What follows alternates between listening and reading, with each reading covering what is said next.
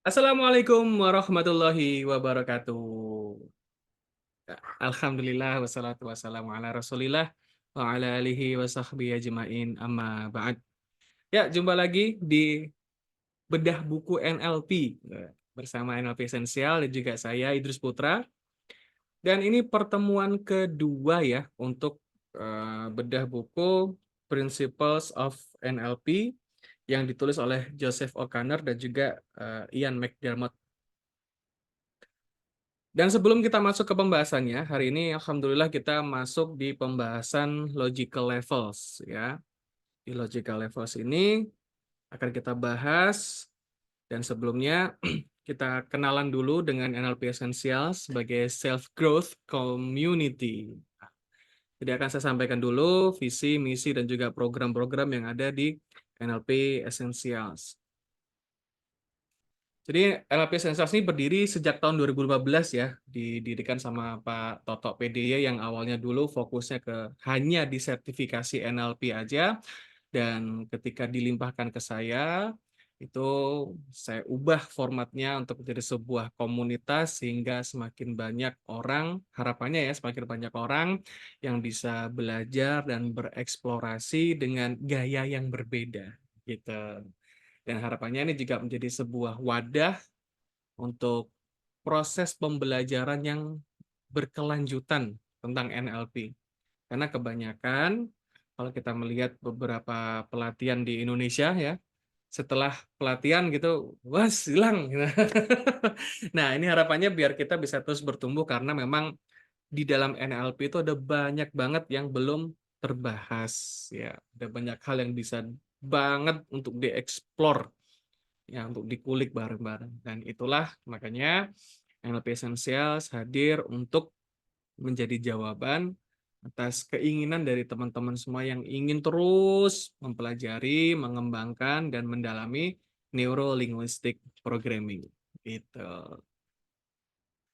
Nah, visi dari NLP Essentials Community sendiri adalah menjadi komunitas belajar NLP yang berkelanjutan serta menyebarkan NLP sebagai pengetahuan untuk memunculkan dan memaksimalkan potensi terbaik manusia yang ada di Indonesia. Nah, fokusnya di Indonesia dulu aja ya. Dan untuk misinya, NLP Essentials menyediakan berbagai model pembelajaran NLP untuk mendukung setiap insan menjadi versi terbaik dirinya dan berkontribusi positif untuk Indonesia.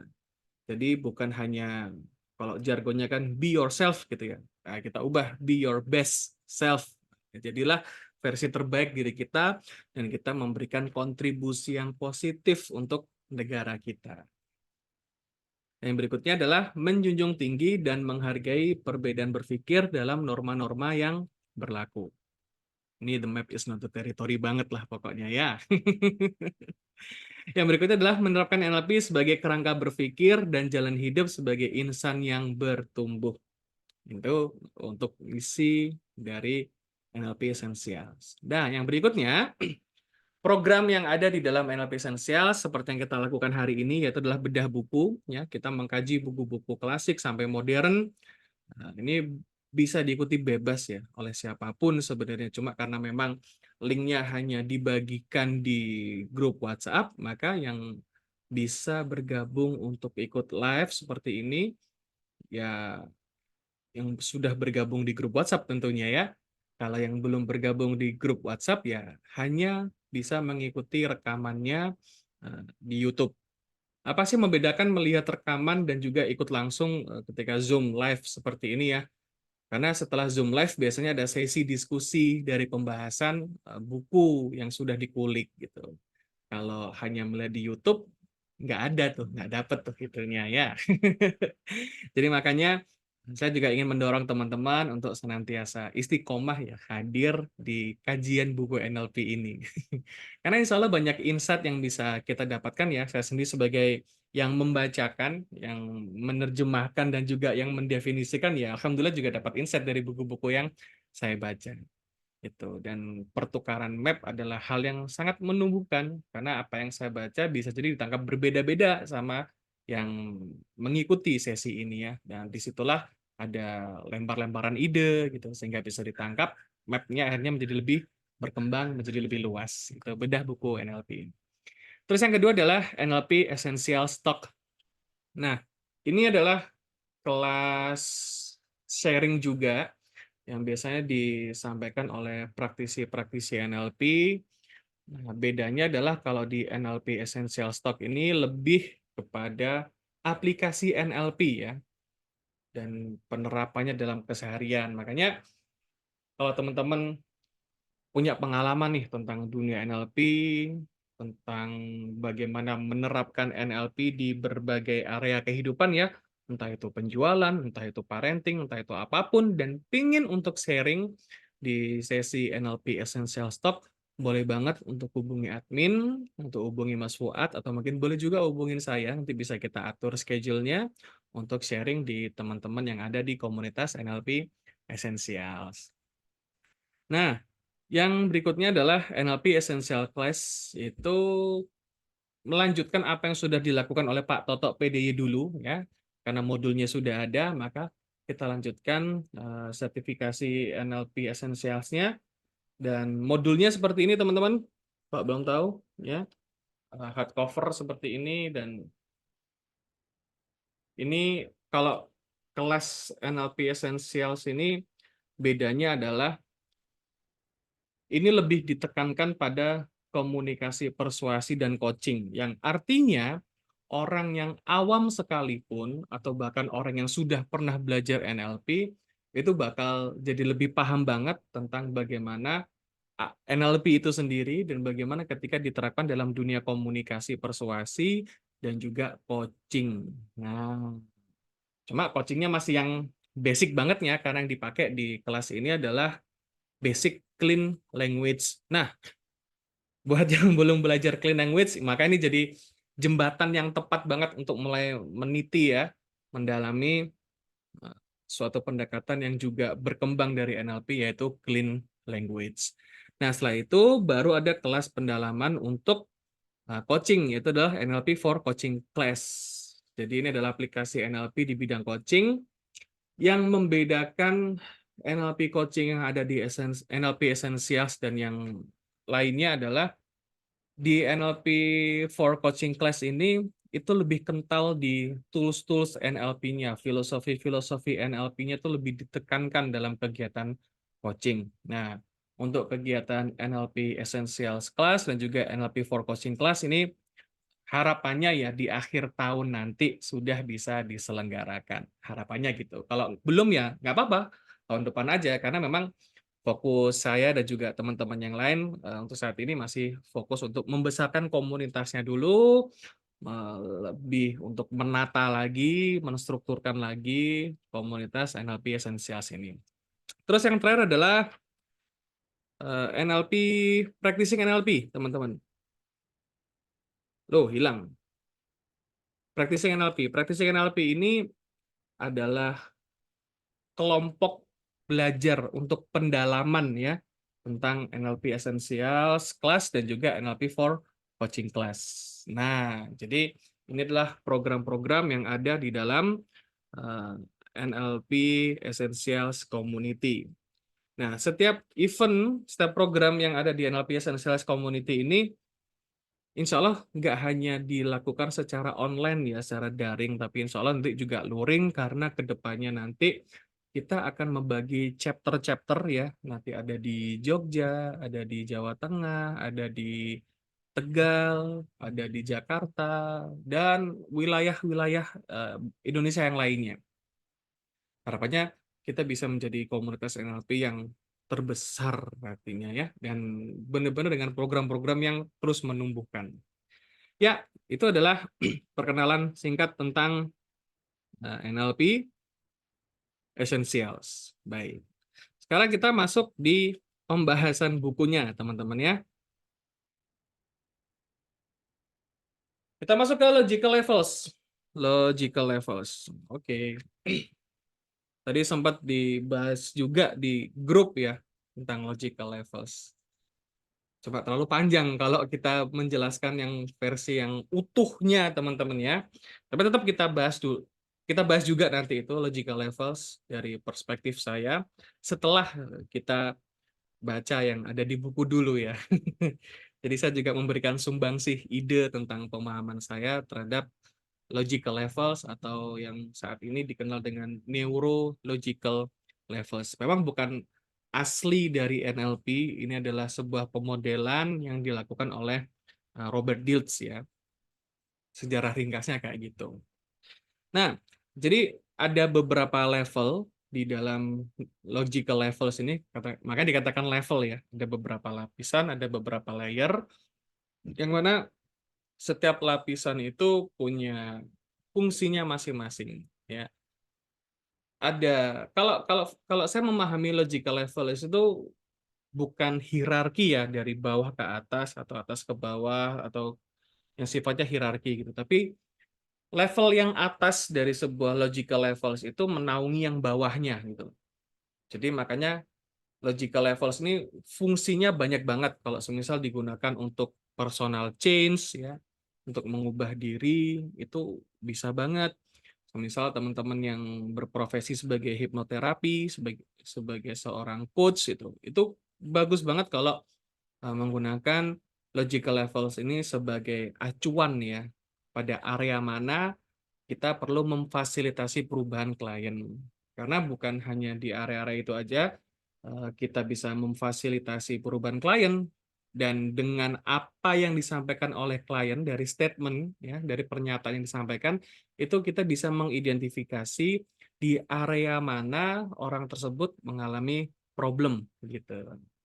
Oke ya. Nah, the first level is the environment. Jadi level pertama yang paling bawah itu adalah lingkungan. Di sini dituliskan dalam kurung the where and when.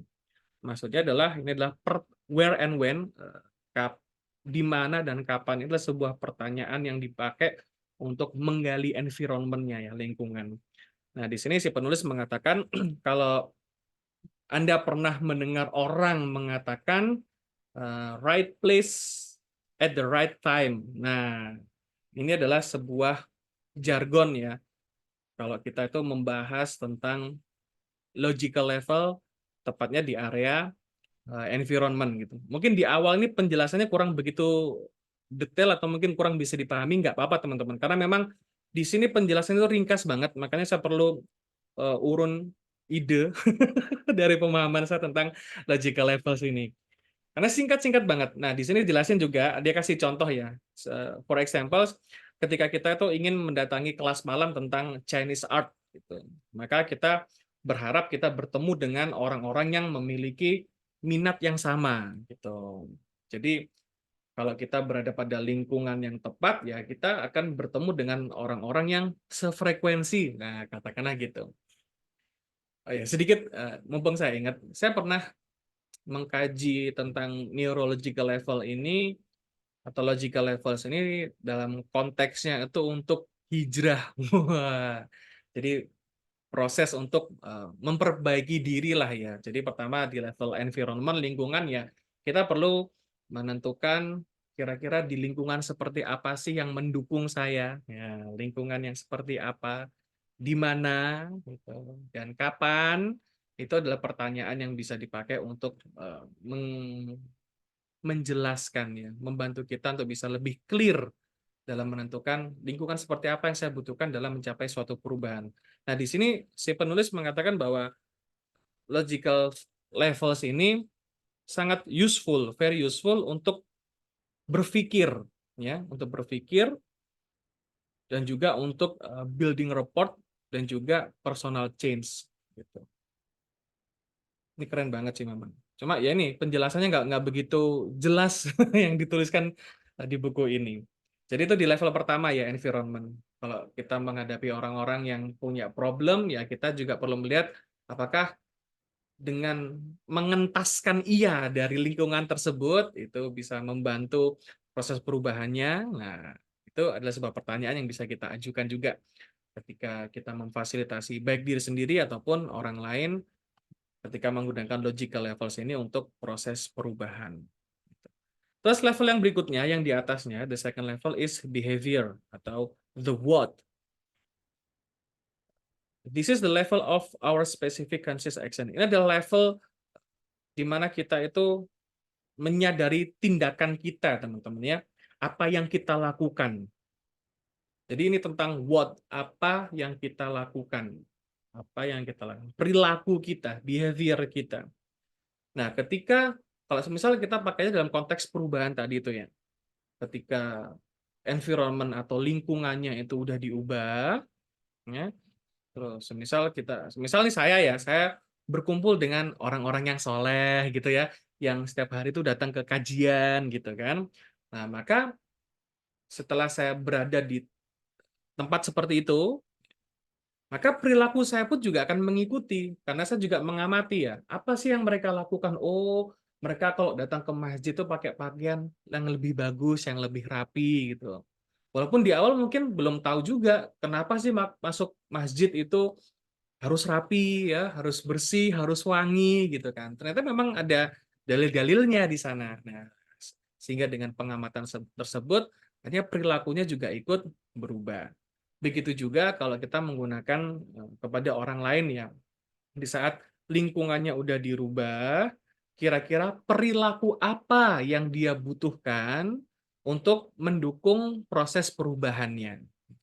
Apa, perilaku apa, itu kata kuncinya ya, apa, perilaku apa.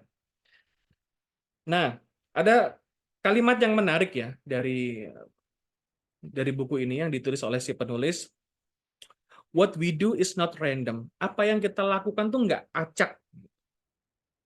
Our behavior is designed to achieve a purpose. Perilaku kita itu didesain untuk mencapai tujuan. Menarik ya. Jadi every behavior itu have a purpose. Itu salah satu presupposisi yang pernah saya baca di entah buku NLP yang mana gitu, saya lupa. Tapi itu menjadi salah satu presupposisi bahwa every behavior have a purpose, bahwa setiap perilaku itu punya tujuan, ada purpose-nya. Dan ditambahkan lagi di sini, although meskipun ini tidak selalu clear ya. Jadi purpose-nya, tujuannya tuh nggak selalu clear gitu. Maksudnya gimana? Jadi kalau kita punya suatu perilaku ya, tiba-tiba kita melakukan suatu hal gitu ya, itu nggak mungkin kita lakukan tanpa alasan. Pasti ada alasannya. Yang bisa jadi nggak jelas, nggak clear alasannya. Semisal menghapus foto profil di WhatsApp gitu. Semisal gitu. Terus ditanya gitu loh, apa sih yang bikin kamu itu ngapus foto profil? Nggak tahu gitu. Nggak mungkin nggak tahu. Sebenarnya tahu gitu, tapi karena nggak jelas ya, mungkin orangnya juga nggak jelas gitu kan. Jadi ketika dipertanyakan, hanya ketemu tuh reasonnya, alasannya, atau mungkin excuse-nya gitu. Oke, bukan menyindir ya, tapi kalau terasa ya berarti peka gitu kan. Nah itu di second level ya behavior-nya. Kemudian di level yang ketiga adalah capability. The third level is capability, the how. Jadi adalah the how itu adalah pertanyaan yang ditujukan untuk menggali capability atau kemampuan ya. Okay. This is the level of skill, kan? Behavior that we have practiced so often it has become consistent, automatic, and often habitual. Jadi di level ini itu adalah kita tuh ngebahas tentang skill, tentang kemampuan yang sudah kita latih, baik yang kita lakukan secara konsisten, yang terjadi secara otomatis, dan seringkali berupa habit atau kebiasaan. Nah, kalau kita menggunakan logical levels ini untuk proses berubah ya, tadi setelah level environment-nya clear, diubah tuh lingkungannya, terus naik ke atasnya, perilaku apa yang dibutuhkan untuk menunjang perubahannya. Nah, sekarang di level yang ketiga itulah how. Itu lebih kepada bagaimana gitu. Jadi kayaknya eh, bagaimana cara kita melakukan perubahan, langkah-langkahnya dalam bentuk perilaku tuh kayak gimana. Nah, itu di level capability ini. Oke. Singkat banget kok ini penjelasannya ya. Terus yang berikutnya the fourth level is beliefs and values ya. Jadi level yang keempat adalah keyakinan dan nilai-nilai. Makanya pertanyaannya adalah the why. Nah, saya memahami level yang keempat ini, beliefs and values, itu eh, sebagai suatu motif ya, alasan. Kenapa sih kita melakukan ini? Kenapa kita melakukan itu? Gitu. Nah, di sini si penulis mengatakan, this is the level of what we believe is true and what is important to us. Ini adalah level tentang apa yang kita yakini benar dan apa yang penting untuk kita. Jadi ini kalau kalau kita mengingat pembahasan yang dulu-dulu ya, bahwa belief di dalam NLP itu bukan tentang benar dan salah, gitu, tapi lebih kepada useful or not useful, berguna atau tidak berguna, bermanfaat atau tidak, memberdayakan atau tidak gitu. Jadi ini bukan membahas belief keyakinan untuk agama gitu, bukan ya, tapi lebih kepada nilai-nilai yang kita pegang, apakah itu berguna atau tidak, memberdayakan atau tidak. Lebih ke arah situ ya.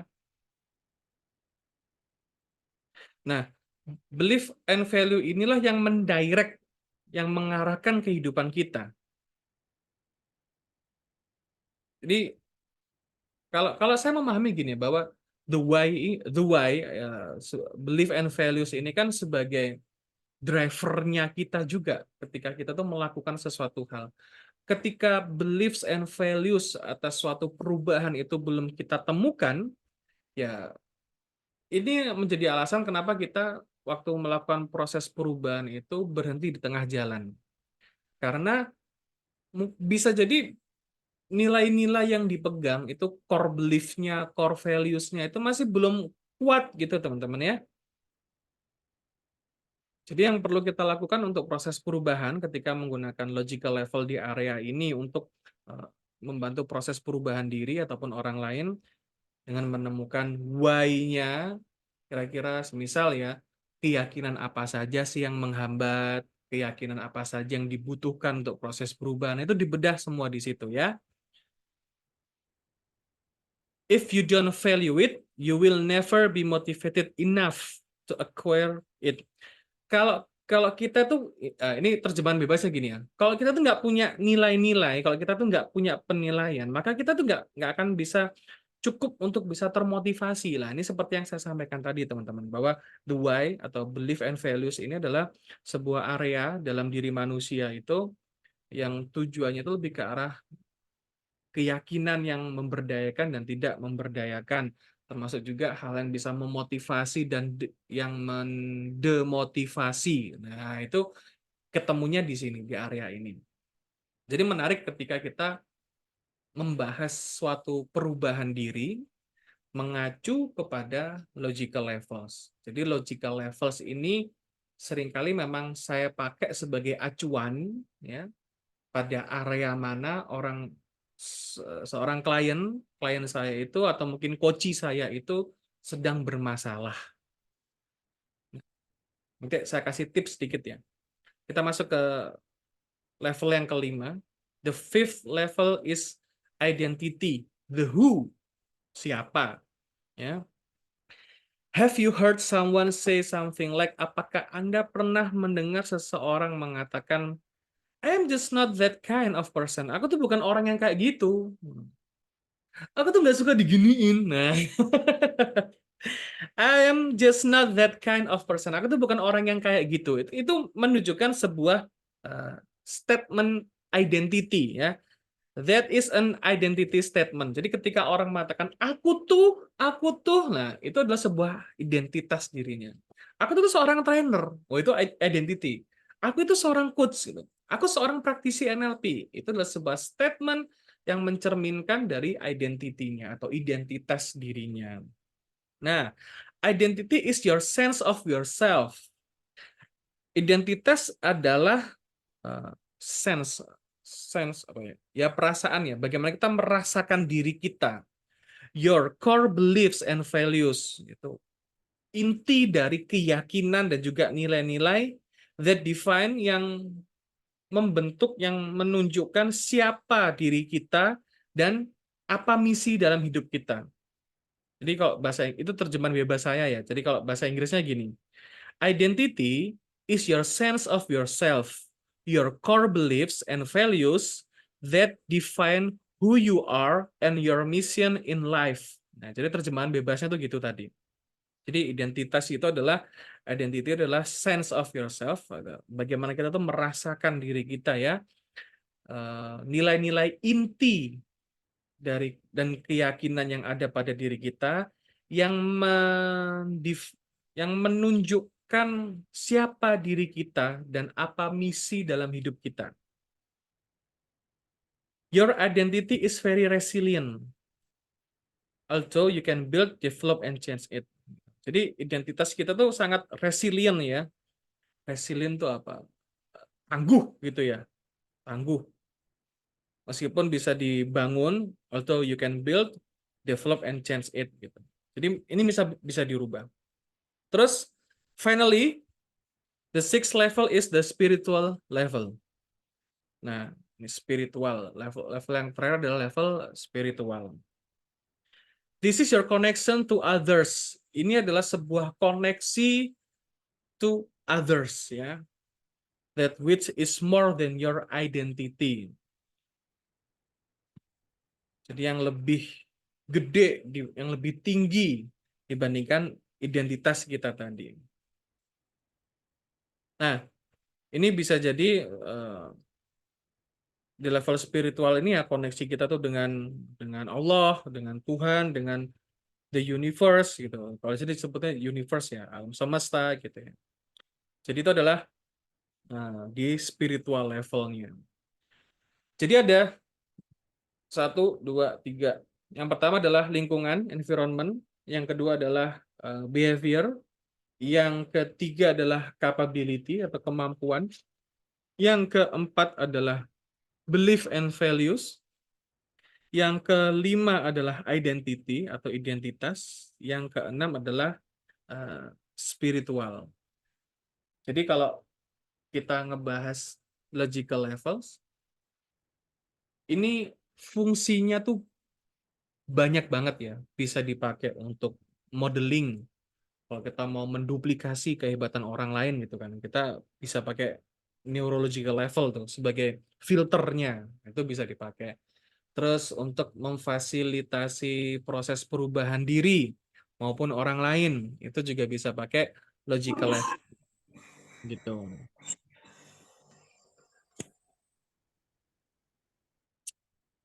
Nah, jadi itu adalah 6 level dalam logical level yang setiap level punya fungsinya masing-masing.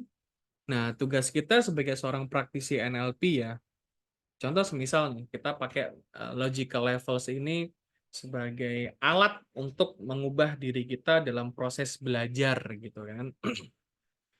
Ini kita ambil contoh biar gampang ya untuk memahami logical levels ini. Environment di lingkungan. Kalau kita ingin mempelajari suatu hal, kita ingin lebih expert, kita ingin lebih paham, kita ingin lebih canggih lagi tentang apapun itu, semisal dalam NLP gitu ya, ya kita perlu menetapkan lingkungan seperti apa yang saya butuhkan, yang kita butuhkan gitu. Semisal berkomunitas seperti di NLP Essentials atau mungkin di tempat lain, ya sama aja. Yang penting lingkungannya diubah dulu yang berisi dengan orang-orang yang keren-keren, yang katanya master-master gitu kan. Ya nggak apa-apa gitu. Itu memang harus diubahnya dari situ dulu pertama. Kalau ada yang nggak sepakat, saya bilang kata harus ya nggak apa-apa lah.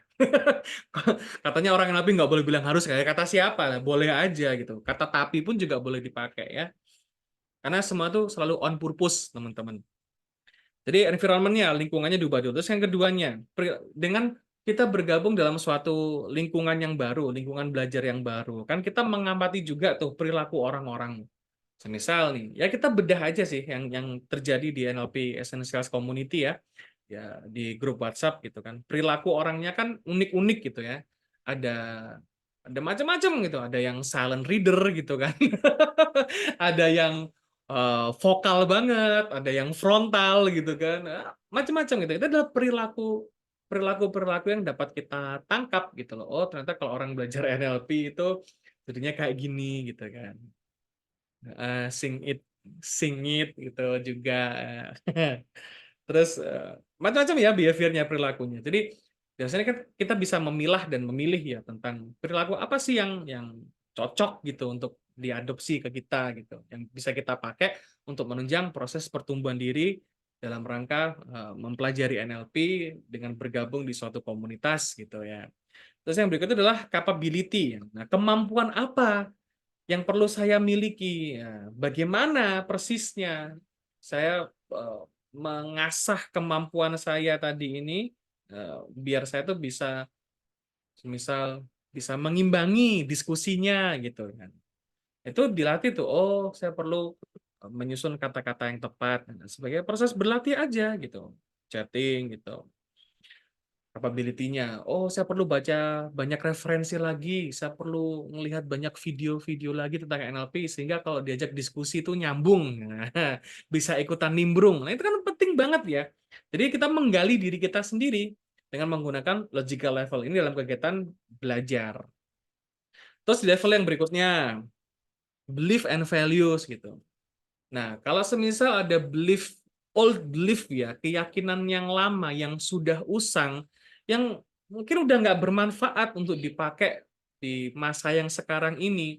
Keyakinan yang semisal, saya dulu pernah ikut diskusi tapi diejek, direndahin sama orang lain, sama member lain di grup gitu. Itu kan udah nggak relate gitu.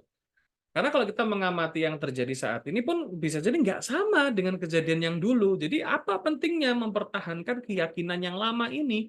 Apa manfaatnya mempertahankan keyakinan yang lama? Tuh. Jadi kita mempertanyakan lagi tentang keyakinan yang kita miliki, nilai-nilai yang kita pegang, apakah itu masih relevan? Apakah itu masih berguna untuk dipakai di environment yang baru, behavior yang baru, di capability yang baru. Kalau nggak relevan, diubah. Sehingga muncullah keyakinan atau nilai-nilai baru di dalam diri kita yang nantinya itu akan membentuk identitas kita. Bahwa, oke, I am a NLP practitioner. Saya adalah seorang NLP practitioner. Saya sudah pernah belajar NLP. So, saya bebas berpendapat apa aja tentang NLP sejauh yang saya tahu gitu loh. Toh mereka juga belajar NLP, toh mereka juga tahu the map is not the territory. Toh mereka juga tahu behind every behavior have a positive intention. So bodoh amat, ngomong tinggal ngomong aja. Wah, itu jadinya mentalnya lebih kuat tuh. Identitasnya jadi punya identitas yang baru tentang bagaimana kita mempersepsikan diri kita. Nah, sehingga di spiritual level ini kalau saya tuh lebih memahami spiritual level itu lebih kayak eh, lebih ke kontribusi ya.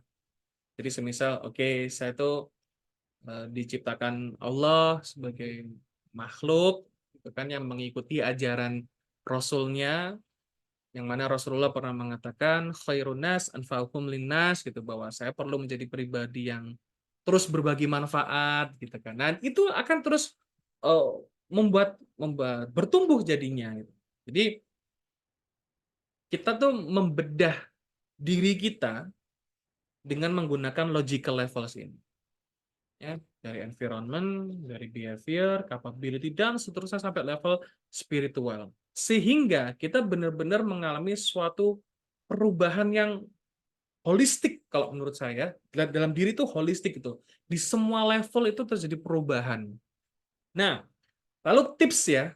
Tadi sempat saya sampaikan, saya mau ngasih tips buat teman-teman. Eh, Kalau semisal ada orang yang masalah atau mungkin kita sendiri punya problem di area-area bawah ya, semisal di environment, behavior gitu kan. Terus cara cara untuk mengatasinya gimana dengan menggunakan logical level ini? Tembak aja level yang atasnya gitu. Semisal nih, kita punya problem di perilaku kita atau mungkin di capability kita. Yang ditembak langsung identity itu bisa. Karena sifat dari logical level itu selalu menaungi yang di bawahnya. Ketika yang di atas itu berubah, yang lain akan ikut berubah juga ngikuti. Kalau teman-teman pernah mengikuti ya sharing di NLP Essential Talk dengan Pak Nuryanto, kalau pemodelannya Pak Nuryanto gitu kan, spiritualnya jadi yang paling bawah gitu kan. Sebenarnya ya boleh aja kalau dipersepsikan seperti itu, sehingga hal yang sifatnya spiritual ini menjadi landasan dasar dalam memilih lingkungan, berperilaku, ya skill-skill yang perlu ditunjukkan gitu. Sebenarnya ya boleh aja berpendapat seperti itu, karena sesungguhnya ya neurological level itu kan saling, yang atas tuh memayungi yang bawahnya. Makanya kalau pengen mengubah yang bawah itu cukup challenging, ya langsung tembak atas aja lah gitu. Spiritualnya, identitinya gitu, value-nya, belief-nya ditembak di level-level atas, maka yang bawah akan ikut berubah. Nah, yang berikutnya masih di pembahasan yang sama, di sini si penulis memberikan tambahan lagi. Ketika NLP dikembangkan di tahun 70-an, there was a gap, ada gap ya dalam psychological thinking gitu. The behavioral psychology. Nah, jadi terjemahan bebasnya gini teman-teman. Jadi zaman dulu itu ada gap ya antara di dunia psikologi gitu kan, antara psikologi perilaku yang selalu membahas tentang action and reaction, aksi dan reaksi, stimulus respon, interaksi antara environment dan juga behavior, lingkungan dan juga perilaku gitu kan. Nah, dan nah ini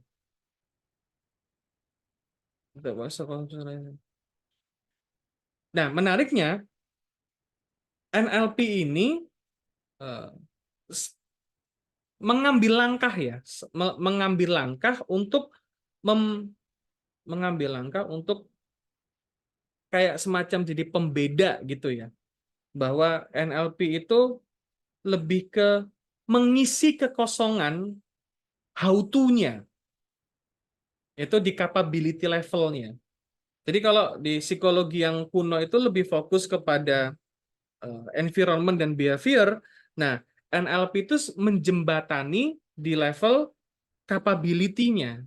Makanya seperti yang pernah saya sampaikan bahwa NLP itu sebagai sistem operasi ya, yang mengoperasikan. Jadi hal-hal yang sifatnya teoritis itu di NLP kita bisa temukan how to-nya, cara-caranya gitu. NLP step into the profit. Nah, nah NLP itu menjadi perantara, menjadi jembatan yang menyediakan prosedur ya yang bisa dipelajari. Nah, intinya gitu. Jadi ini yang pernah saya lihat juga di videonya Richard Bandler ya. Makanya kenapa kok saya juga sering mengatakan apa aja dilakukan yang penting berhasil. Ya sebenarnya itu adalah sebuah terjemahan bebas yang saya dapat dari Richard Bandler gitu.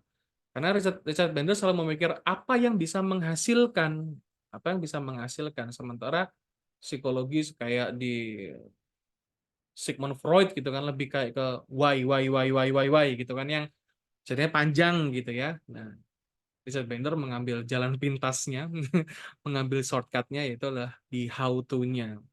Entah gimana caranya, yang penting ada hasilnya, yang penting menghasilkan. Ya, itu adalah pembahasan tentang logical level di episode kali ini, dan insya Allah kita akan membahas tentang behavior to capability di episode yang berikutnya, termasuk juga language and physiology.